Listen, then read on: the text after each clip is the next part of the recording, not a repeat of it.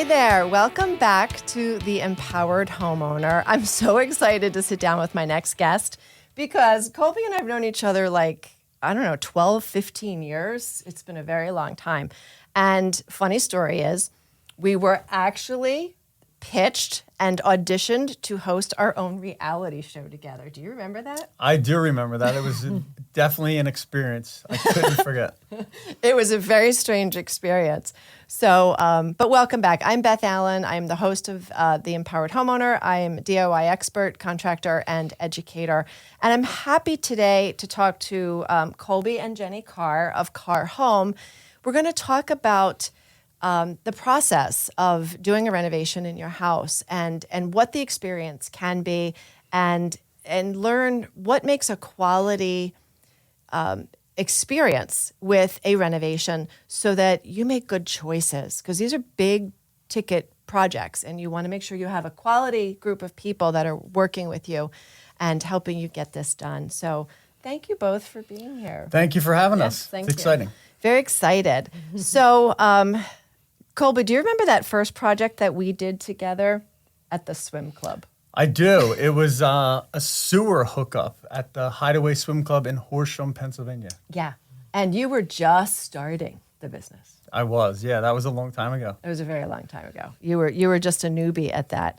So tell me about your home improvement experience and a little bit of the family history, how many of you are, and some of the life lessons you learned from your dad. My background, my father was definitely a legend. Him and my mother had a very tight marriage. They raised 9 children together. I'm one of 9. I feel like my entire growing up was around remodeling, building, working on my family's 50-acre estate in Horsham. Anything from building a new structure to maintaining the current structures to, hauling dirt from one side of the property to the other. My father was definitely happiest on his heavy equipment, his backhoes, his bulldozers. That's what he loved to do. Yeah. So you were getting down and dirty from a young age. I was, and I loved it. I remember operating my first backhoe when I was 8 years old. Oh, my God. Could you imagine putting your 8-year-old on a backhoe? No, my dad was not afraid to teach us good work ethic. Get up early, get a good day's work in, and work hard for what you have. Yeah. And it shows. I've seen that in all of the family members that I've met, that you guys have that kind of ethic and that tight family and, and those values, that kind of drive the work that you do. So your dad didn't work in construction, though. My father was in the automotive industry, but with a mixture of being an entrepreneur his entire life. He founded his first business when he was 16 years old in the home heating oil delivery business. Wow. Yes. Wow. My father was in the automotive business. In Chalfont? In Chalfont, Pennsylvania. He had 2 auto repair shops and a gas station. Okay. Later on in his life, he owned a lot of rental properties, real estate, little strip malls. That's where I found myself fixing up his rental properties, really diving into the remodeling business. It was more all along the commercial side of fixing up storefronts, his auto repair shops. Then I dabbled into his residential remodeling. Okay. Where I got involved in fixing up his rental properties. So you've had this hands-on experience a long time. You've done the grunt work. You've worked your way up to delegating. Yes. Yeah, and then in high school, I was part of the tech school, Eastern Center for Arts and Technology. Okay, you went to the Eastern. Okay. I did, awesome. yeah. I took up construction. At the same time, I worked as my father maintaining his rental properties, like I said. But that's where I really grew into loving fixing up and remodeling different properties. Wow. I didn't know that you went to Eastern. So you studied construction there. Was there any subset or anything? Was it more of a general? It started out with plumbing. I had Mr. Cooper in 9th and 10th grade. Mr. Cooper was definitely a legend. That's where I learned how to sweat my own valves and and solder, etc. And then it turned into the electrical and general carpentry. Okay. And speaking of general carpentry, I remember Colby bailed me out big time once. I was doing a project for a friend, and there's a thing called coping in carpentry when you have to cut the edge of the crown to get it to match up. And I can't cope, okay? I cannot cope to save my life. No pun intended. No pun intended. I was trying, I don't know how many pieces of wood I went through, and I was like, screw this. And I called him, and I'm like, can you please just come over and cope this one piece? And he coped it. And I think I dropped off a bottle of wine or something. I was like, thank you. I was like, I can't get this. And there's a knack to that. There is. It definitely takes time to learn it. But once you have it, it's priceless, right? Because it's the right way to do an install of crown molding. Right. And I still can't cope. I still don't know how to do it well. I just stick with the miter saw.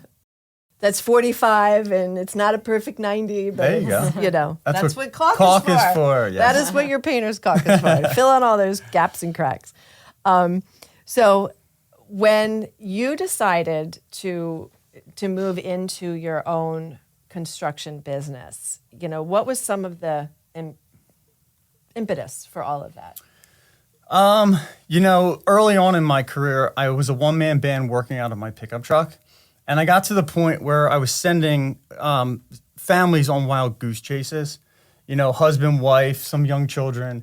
You have to get in your car. You have to drive to multiple different spots to build your project out, to select anything from your cabinets to the countertops to your tile. And it became tiresome for myself, and I was just pointing and guiding those customers to do so. So you were telling people, go here to pick out your cabinets, go here to get this and that, and you were like, yes. Done. Yeah, it was just a matter of common sense to say, you know, we should bring everything under one roof and make it easier for the person, make it a better experience. Yeah, that makes sense to me. You know, instead of having to shop around, it's like having a health center instead of having to go everywhere to find the right doctor. Yes, put exactly. them all into one location. I often bring things back to medicine because even though I don't work as a nurse actively, you still can't take the nurse out of me. So when did you two decide to do this? And tell me a little bit about each of your roles. Back in 2016 is when it started.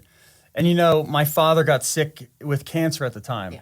And when you start to lose someone you love, you say to yourself, you know, life is short. Why not go all in on something? So our all in was take about $1 million that we saved up over a long period of time that was for our dream house. Okay. And we spent every last penny and some back in 2016, 2017, remodeling a 20,000 square foot building. And that was the strip where your dad had the car shop. It was the strip. It was my parents' pride possession, a property my parents bought back in 61. It was a Sunoco gas station. It burnt down in the 90s I remember that. due to an electrical fire. Yeah, I remember that. My dad rebuilt it in phases, but fast track to 2016, 2017, me and Jennie purchased the property from the estate. Okay. And we remodeled his prized possession, which turned into being our baby, our prized possession. Yeah. That's awesome. I just love all the family ties, you know. Yeah, it makes the journey, it makes the trip a little more compassionate. Yeah, and it has a lot of meaning. Yeah, from the time I met you, I knew like you guys were just very family people. So, Jennie, what is your journey on this, and what is your role right now at Carr Home? So we started out, obviously, Colby was working out of his pickup like he just explained. And I've always kind of had a passion for reconfiguring rooms in the house and styling certain areas. Mm-hmm. So we had our first son, little Colby. And who's now, what, 13? 14. 14. Just turned. Oh my gosh, I remember when he was. Yes. So we were like, let's really make this a family business. So Colby is the construction end, and I help guide and design the projects with the customer. Awesome. And help them step by step. You know, it's an overwhelming process if somebody's absolutely. walking into it and they don't know where to start or where to begin. So we're there to help guide each step. Yeah. And make it a less stressful. You have a very process. Beautiful design eye. Oh, I've thank seen you. some of the things that you've put together, and really, really classic. My My biggest goal, though, is no kitchen should be the same. You know, Pinterest is out there, so Oh a my lot of kitchens tend to look the same because they just see Pinterest and they're like, oh, I love this, this, and this. Yes. And so a lot of people see that. But my main focus is on the function and flow of everyone's lifestyle. That's kind of like my passion, is getting to know the customer and how they function and flow, because no family should be functions and flows the same way. Absolutely. And so no kitchen, therefore, should be designed the same way. Well, and if you look on the design shows and Pinterest, House, any of these things, all you see is the same trend. Yes. You know, like what, maybe 7 or 8 years ago, we had the Gaines approach, you know, where everything had that same look. Shiplap. Yes. It's shiplap and neutrals, and everything was white walls, and then you go to a new trend and it's all gold and glam, and but maybe that's not your style. And again, what is that form and function? How do you use your space? Yeah, your kitchen should function and flow for you and your family. Yeah. Make life easy. Life is crazy enough, and like it should be a seamless dinner time.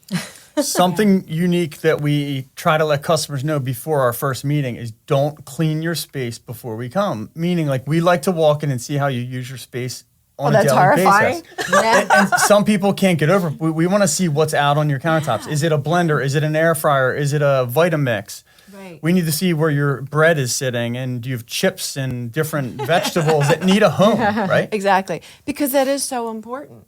Because if we have a party and we put all that stuff away, but right, what do we live day to day? Yes. You know, like I'll tell you right now, in my own bathroom, I'm going to be doing a project.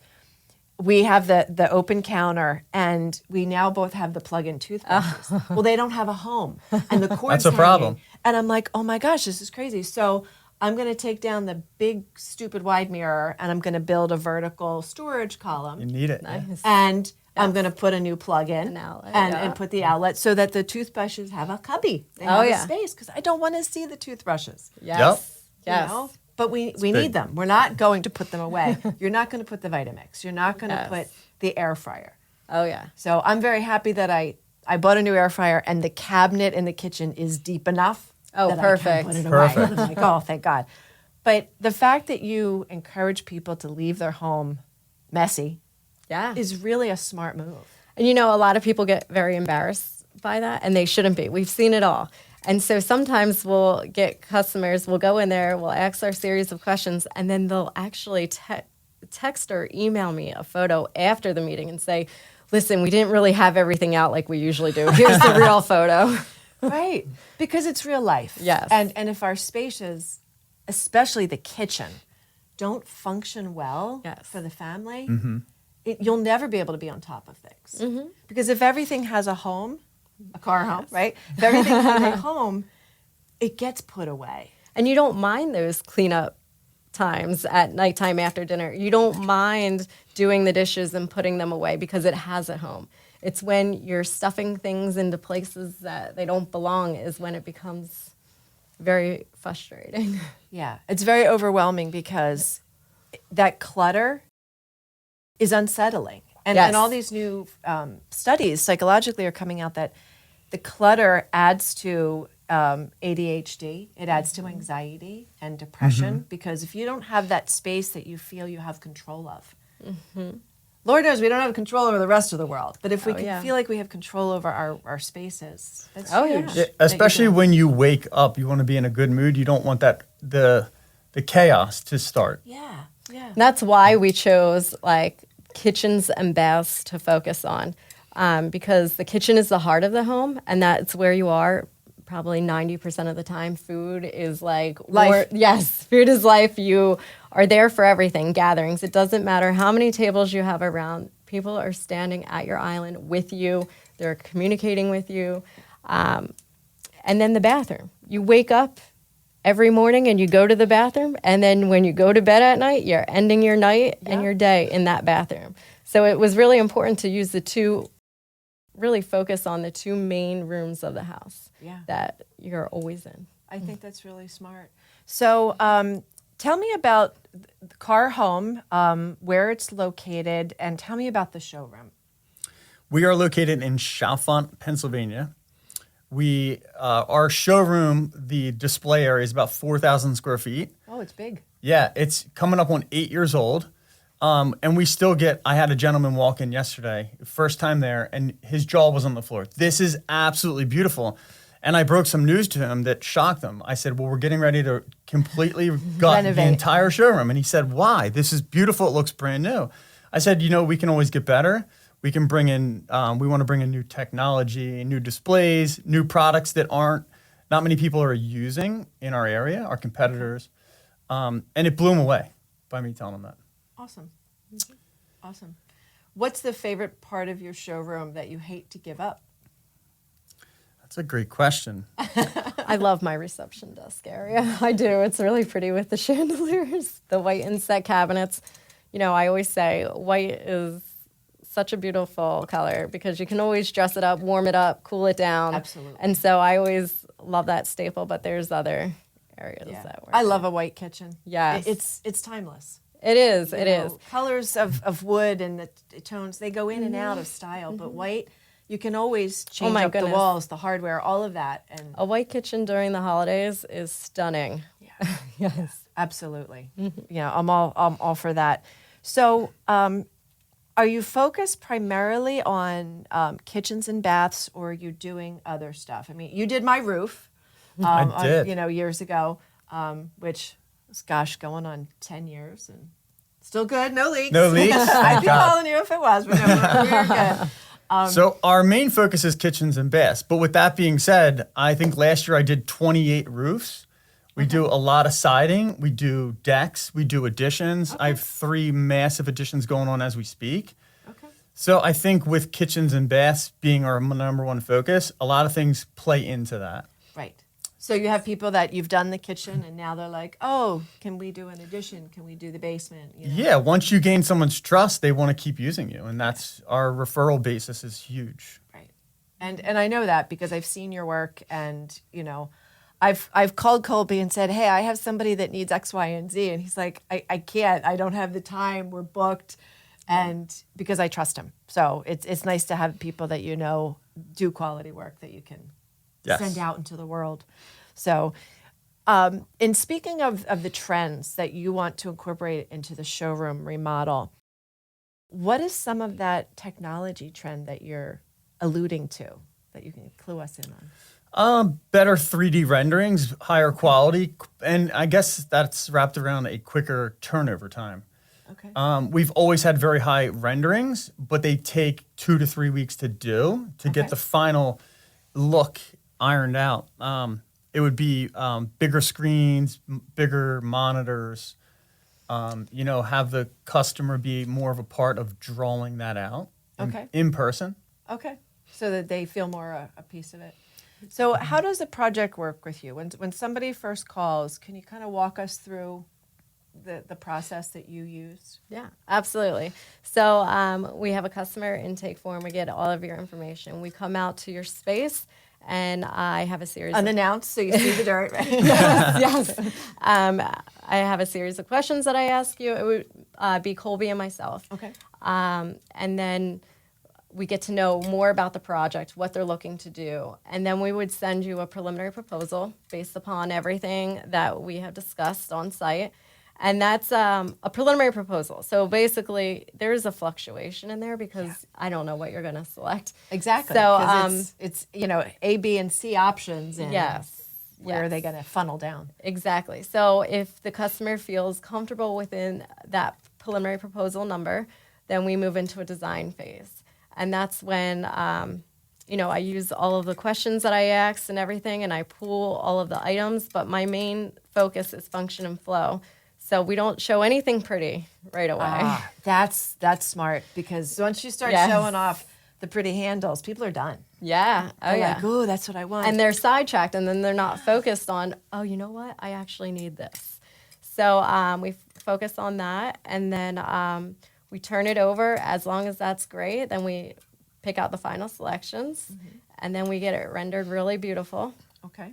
So, a kitchen, a bathroom, they're all like big investments, so you should be able to see what you're investing in. Right. And, not everybody has that visual. and can see it Right. with a black and white drawing. Oh, absolutely. Like I could So- tell you and I could look at a pile of carpet, countertop, Oh, yeah. a drawer handle, and be like, oh. Yes. But many people are like, what is this going to look like? And to be able to Exactly. give them that visual. So, so you're giving them color. We're giving them very realistic color renderings. Okay. And then they're like, okay, like this is it. This is good. And then we give them their final proposal based off of everything. And, we help guide them, like if you want to stay on the lower end of that budget, like we have to pick from these selections. But you're more than welcome to go look at something that's more expensive. Right. Even something as I shouldn't say it's as simple, but people don't understand, granite. Yes. That granite, the high end of granite doesn't mean it's any better a surface. It's more exotic. It's more interesting. Yes. And so do you want the more speckled that Oh, yeah. you can't see the ants on, that we all hate, right? You can't see the crumbs. Or do you want the granite with the big dramatic swoosh through the middle? Oh, yeah. It's all solid granite. It's how much of your budget do you want to put on Exactly. your What- drama of your granite versus What's elsewhere? the most important for you to focus your budget on? Are you a big cook? Is the appliance the really main focus? Or is it your countertops that are going to be heavily used all the time? Right. The cabinetry, the quality of the cabinetry. We like to provide quality everything. So that's very important to us. So we just guide them with the whole selection process. It's usually not that long of a process. And then we give a very detailed schedule, which is also a very important part of our process. And then we get scheduled and everything flows nice and easy from there. That's awesome. What are you seeing a typical kitchen? Say, a kitchen that's, I don't know, but 1,000 square foot kitchen. It's a big kitchen. What is the turnover? How many weeks? So it all comes into, are we taking down a wall? Is it structural? So that plays 2 or 3 weeks into the equation. Okay. Out of the gate, I would say 7 to 8 weeks. Now, Okay. we're known to have very tight schedules, but comfortable at the same time. My number one goal is to finish ahead of schedule, because at the end of the project, the punch list needs to be a part of the initial schedule to finish at that completion date, which is very big to us, right? So imagine us, we set milestones. One of the first milestones in the beginning of the project is ordering the cabinetry, right? The cabinetry takes the longest to get. Okay. Once we get that delivery date for the cabinets, we have a tractor trailer coming that day of that week.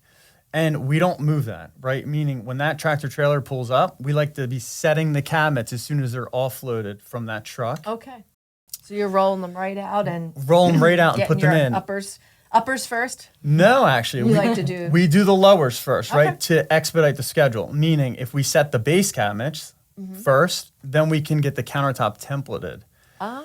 While the countertop company's fabricating the tops, we can then be working on those uppers, the final crown molding, doing the coping of the crown molding. Oh yeah, that I can't do. And that's help us, it helps us with the schedule. Okay. That makes perfect sense to me. It may not to our listeners who've never done kitchens, but I certainly understand that.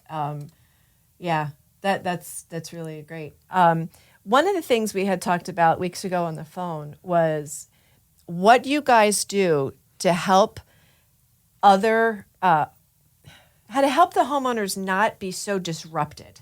So you do like a little package to help them through the kitchen experience. Tell me about that. We do. We give out a Carr Home care package. It consists of paper plates, plastic utensils, a little care package. We always give them a countertop microwave to use and a hot plate. Okay. We will also set them up a temporary kitchen, right? The temporary kitchen normally consists of moving their current refrigerator to that space, a Rubbermaid table.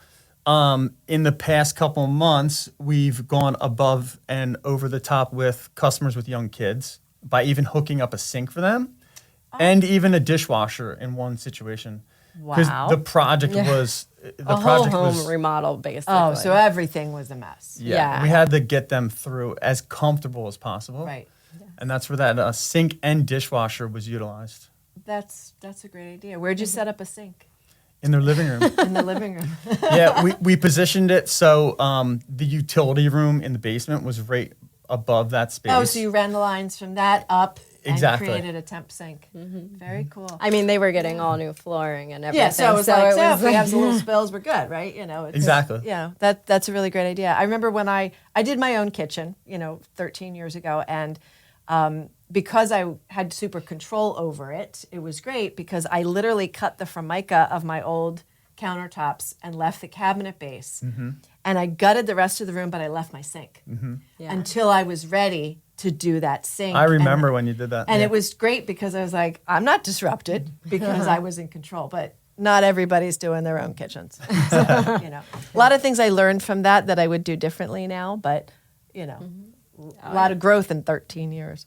So, well, guys, I want to take a pause. I always take a moment to shout out to our nonprofit partners. And this quarter, it is Laurel House, and they're the Montgomery County Domestic Violence Shelter Program. Laurel House has been a lifeline for domestic violence survivors in Montgomery County, offering a safe shelter, a 24/7 hotline, trauma counseling, relationship education for teens, court accompaniment, and medical advocacy.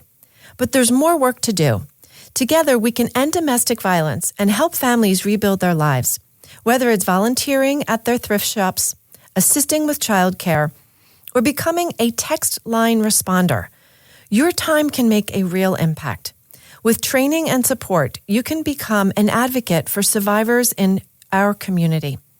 To learn more about volunteering, donating, or simply offering your support, visit laurelhouse.org or call 610-277-1860.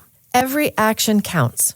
Together, we can make a difference. When the seniors in your life are facing a new chapter, the journey can be overwhelming. At Senior Transition Services, they understand that relocating isn't just about moving things. It's about honoring a lifetime of memories while preparing for a new lifestyle. While serving Bucks and Montgomery counties, the Main Line, and Northeast Philadelphia, they provide expert move preparation and downsizing assistance with a focus on empathy and compassion.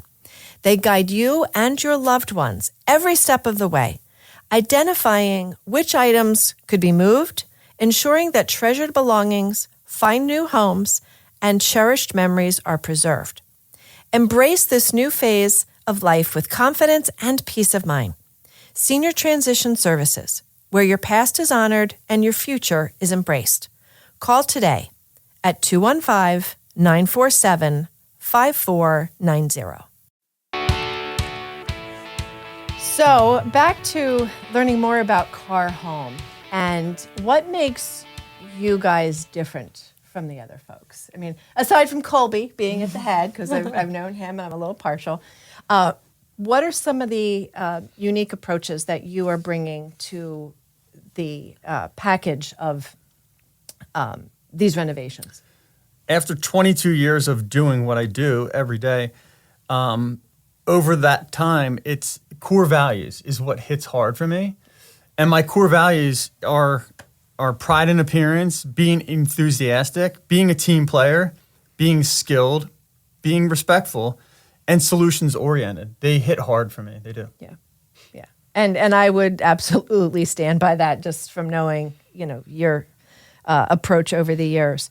So when you are dealing with the team players, what are some of the things that you do with your team to kind of keep them motivated, to keep them, you told me you've had employees that have been with you a long time. Yes, I have pictures of me when I was growing up, hanging on a gentleman's tool belt by the name of Rich, who was one of my employees. And oh, wow. It goes deeper than just my life. He was part of my father's team back in the day. Wow. That's really cool. You need to share that picture on social media. I should actually. That's a fun story. Yes, and there's a lot of other things that go around being a team player. It's training when training's available to them. It's team meetings on a regular basis. It's reminding them to take pride in their work, be solutions oriented goes a long way. Yeah, and just the respect and the quality of the team players, because I'll never forget, when we had our roof done, everybody on site was just professional and polite. And I'll never forget, and this is important, if you have a roof done, folks, it's important that the crew takes a magnetic tool and goes over your yard to collect any random nails, especially if you have pets. And Colby was like on that to make sure that that was done because we have a dog. And it's just those little things to make sure that you've delivered something that the homeowner walks away going, wow, I'm really glad I hired that crew. Yeah, and it goes deeper than just using a magnet to pick up a nail in the yard. It goes, bend over and pick up that piece of trash. If I can see the piece of trash in the grass, that means the homeowner can and the neighbors can, right? Yeah. So take a couple extra steps, bend over and pick the piece of trash up and get it to the dumpster. Yes, you don't leave the shingles in the shrubs, because we've all seen that there's shingles, stuck in somebody's shrubs. Mm-hmm. And you're like, who did that? Why would somebody do that? The wind could have done it, but that doesn't mean you shouldn't go and pick it up. That's part of that final inspection is taking time to walk the process and understand. What do you find are some of the biggest challenges that you have with customers in going through this process? Is it they don't expect how disruptive it might be, or is it they want all these things and then they realize the budget? Like, is it budget, is it expectations, all of it? I would definitely say in today's world, it's definitely the budget. Okay. With the way the economy is right now, it's very tough because we wouldn't even think we would be doing kitchens for a certain amount of money 5 years ago. Yeah. 6 years ago, even down to a year ago. Yeah. We had a customer recently come in. She went into a kitchen that we did 1 year ago, just 1 year. And she was like, I love everything. I want everything the exact same way. So we pulled up all of our selection sheets and everything from the kitchen that we did a year ago. And the sink faucets were what, 7? It was up over 85% from a year ago. Wow. Just one plumbing faucet. Just one faucet, yeah. To me, that's the hardest part, is because you want to design them their dream space, but it's like, okay, how do we do this? Yeah. Keeping costs down and not having it look like every other kitchen. Right. Yeah. And I guess reeling in some of those expectations. Yes. I want my dream kitchen, but I want it for $25,000. Yeah. Okay, yeah, $25,000 isn't going to cover your cabinets. Oh, yeah. That is the toughest part of our job. That is honestly the toughest Sticker part. shock. Mm-hmm. For sure. Is just figuring out that piece of it. Yeah. And especially, I would say, bathrooms are harder than kitchens. Really? Because, a primary bathroom can be very expensive now. And, people can justify putting that amount of money into a kitchen where everyone enjoys that room. Mm. But it's like a primary bathroom. It's usually just you two and your spouse. And so not many people can justify putting that much into the primary bathroom. Yeah.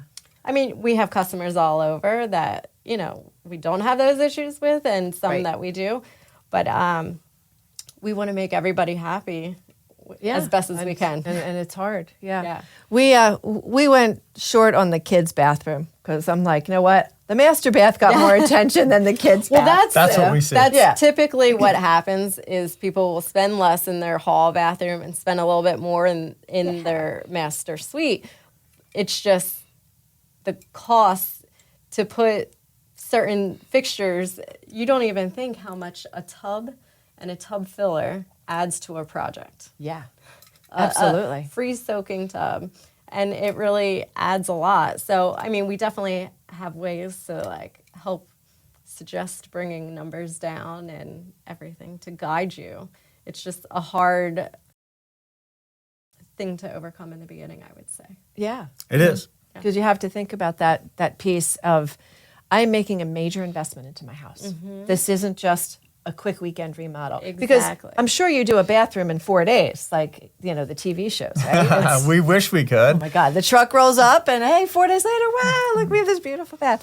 Oh my gosh, those shows do such disservice. Yes. They to the do. public. And 1000%. I feel like the areas they're filmed in potentially affect that.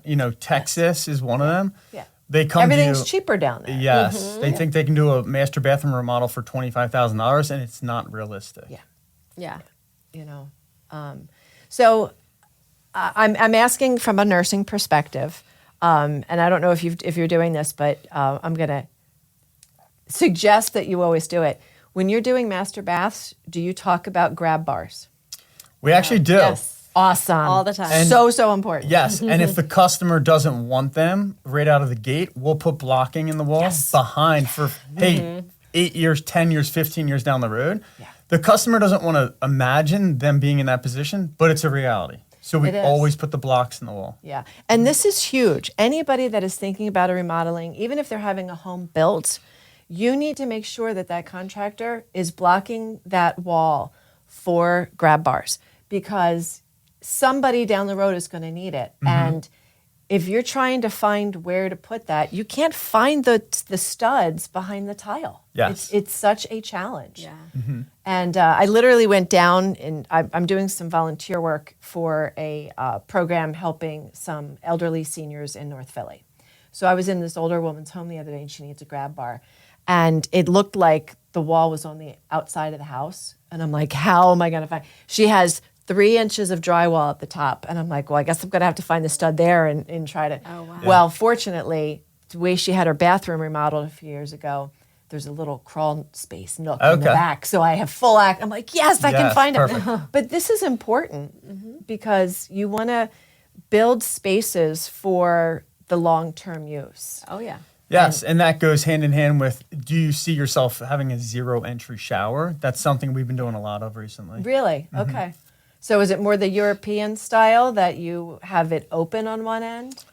Not typically. You can have a zero entry shower and still have have a a door. glass door. I feel like the more open styles concepts for the bath shower are better for warmer climate areas. Oh, absolutely. If Oh you my like gosh. a steamy shower, you're not going to have that here. No, I love traveling to Europe, but I hate the showers. Like Yeah. that's a big thing Yes. for us is, will there be a curtain? Will there be a door? Right. Otherwise you freeze. Yes. So I'm glad that you're Yeah. thinking about how to keep that cozy. And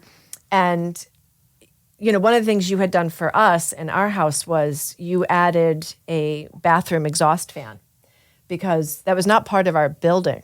The builder's specs when we bought our house. Yes. Because if there's a window in the room, it's by code enough, and Yes. it's not enough. So It's not folks, enough. if Yep. you are getting that bathroom remodel, you are getting a roof redone, insist on a vent, and it should never be vented to the attic. Very smart. Add the exhaust fan in the bathroom. Yes. Yeah, it has to go outside. Are there other things that you find homeowners don't know that you are like, this is a really important piece of a build, of a construction? Even if you don't go with Carr Home, like these are things that you really want to be looking for in that kitchen or that bath to make sure you're making that space functional for the long haul. For me, it's right out of the gate. And for me, it's the 3D color renderings before the project starts. Okay. Right? For me, like some of the most important things in my life now happen because I put it on paper, I put it out into the universe. I imagined it, I lived it. I made changes on the front end before it was set in stone. Okay. That's my number one. Invest the money in the design phase, the initial color rendering. Okay. We do charge a design fee to go into our phase, Okay. but that number rolls into the cost of the project. Meaning, Okay. at the end of the day, at the end of the project, you're not getting charged for that color rendering. Right. It's built into the job. Right. But I'm sure that makes the project so much easier for all of you because you have clearer expectations. This is the goal. We Yes. see the goal line. And instead of hemming and hawing, and I didn't think it was going to look like that. Well, we showed you what it was going to look like. Yes, Jennie is phenomenal at even dropping the pendant light fixtures, mirrors, bar stools, island chairs in the renderings, and then she'll provide a link where to purchase that exact fixture. Yeah. Those are like a few items that we don't usually include in our contracts. The labor to install the lights is included. But Sure, you're putting the boxes in. Yeah, surface fixtures can range all over. Oh my gosh. Yeah, you a can lot. spend $50 on a pendant, or you could spend $400. Exactly. So, yeah. So we certainly help throughout that whole process and finding those pieces. Yeah.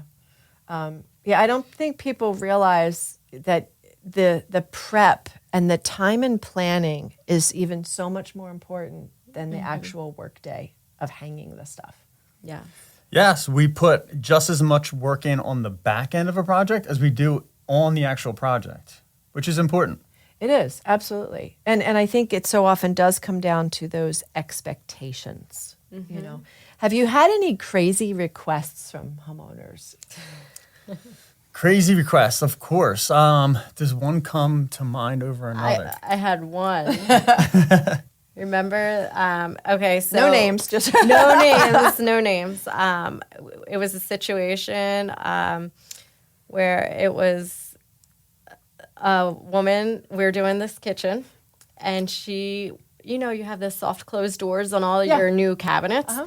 She requested that we keep one soft close off of one door, just so she could let her Slam it. partner know when she was mad. That is so funny. Can I tell you, we have soft closures on our drawers, but not on the cabinets, because I like my Irish temper to flame. There you go. And then I like to slam a door. There you because go. you can't slam like the laundry room door because they don't bang, you know? Yes. So that is so funny. Yeah. That was a good one. So it was a specific door and everything. It was. I very feel that. interesting. My Irish bones feel that. You got to be able to slam a door. Yes.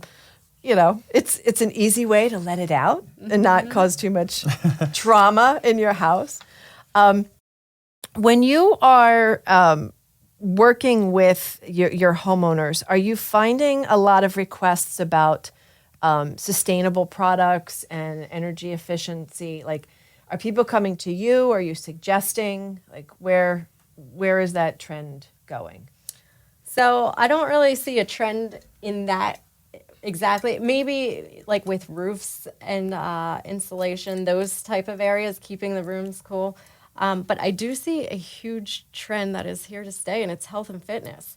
And like how that reflects in a home remodel, they come hand in hand. You're investing a lot in your house, and you're going to invest a lot in your health. So something that is huge and important to us is like the water you drink out of your spigot. Right.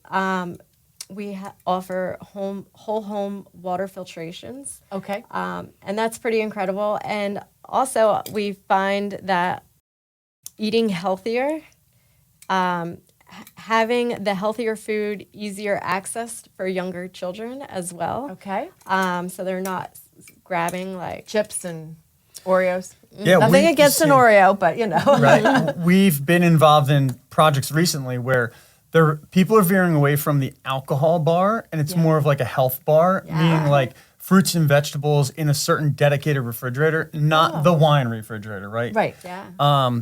Whole house water filtration, we offer just under the sink water filtration if you don't want to go Okay. to the whole house. Okay. Different HEPA air filters, upgrading the humidifier, Okay. dehumidifier system.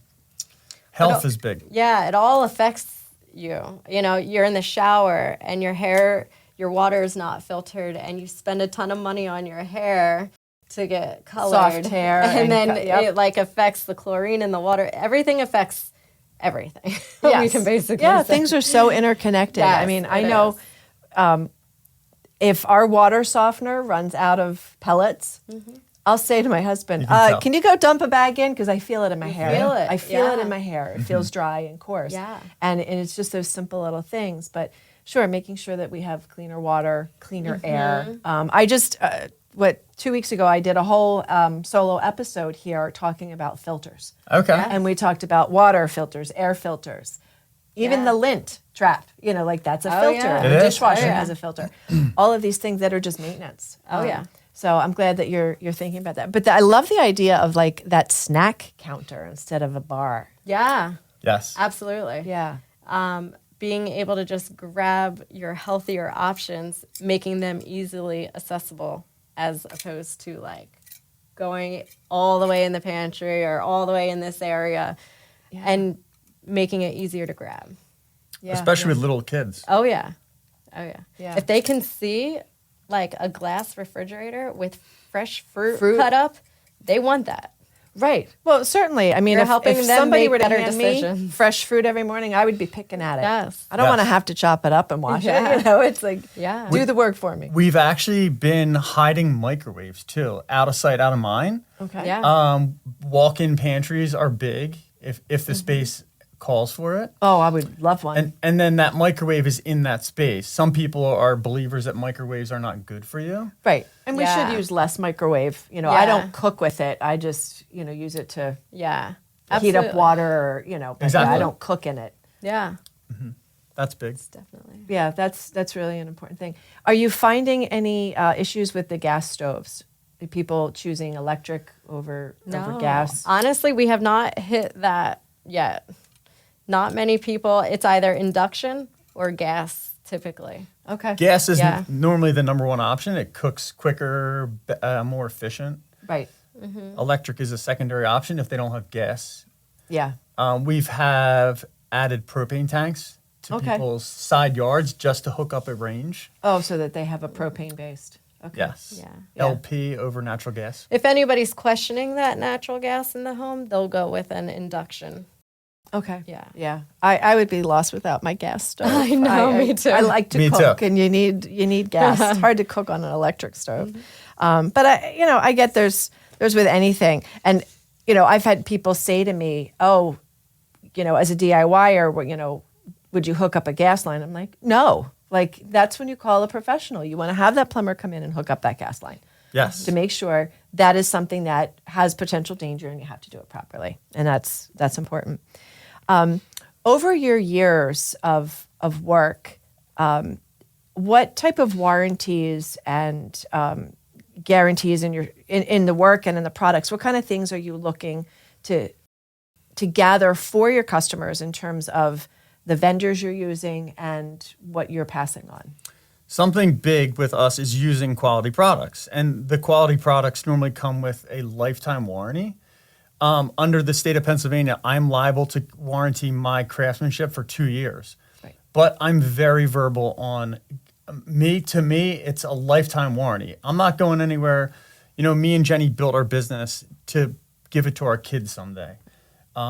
Customer satisfaction is huge. If there's something that you would like me to touch up or address, I'm here and I'll fix it, whether it's 2 years down the road or 10 years down the road. And that's big to me. Okay. So if I have a loose shingle, I'm going to call you and you can hop up on my 15, window. 20 years, yes. I'm just kidding. Lifetime. When we're both in our 70s and, well, I'm older, I'll have you up on the roof fixing the shutters. Yeah, I love what I do, and I'm here to do that. Yeah. Well, and that matters a lot because there are so many fly-by-night contractors, and people don't understand. If you want quality, yes, you're going to have to pay a little bit more for it. Mm-hmm. You can get the fly-by-night guy who's going to do it for maybe 30% less, but is he going to be there when you need something? Yeah. One of the toughest things that I see is someone calls me and said, I hired someone, they remodeled my bathroom, or at least tried to remodel my bathroom for $7,500. 2 weeks later, it's leaking. I threw the guy off the job, or the guy left and won't answer my phone call. Here's the toughest part of that. They just spent $7,500. Now I have to go and start the whole process from scratch. And my price is going to be double or triple that to do the job the right way. Right. So not only are they paying the retail cost, but they already paid extra. Right. And they got nothing of use out of it. It's really tough for me to see them swallow that. Yeah. And they shouldn't have went through it from the beginning. Right. And so many homeowners don't understand that, you have to vet your contractor. You need to go and see the work. You want to hear from people that have used them. And also the whole deposit conversation. People don't understand that they should never be putting more than 30% down. Correct. You should never put more than the special order material. Any distributor charges you for the special order material at the time the order is placed, and that money should be taken from the homeowner and given to the company just for those materials, but no more than 30%. Yeah. And I know of people that have paid 50%, have paid 70%, and the guy doesn't show. Yeah, that's tough to see. Yeah. You need a written contract.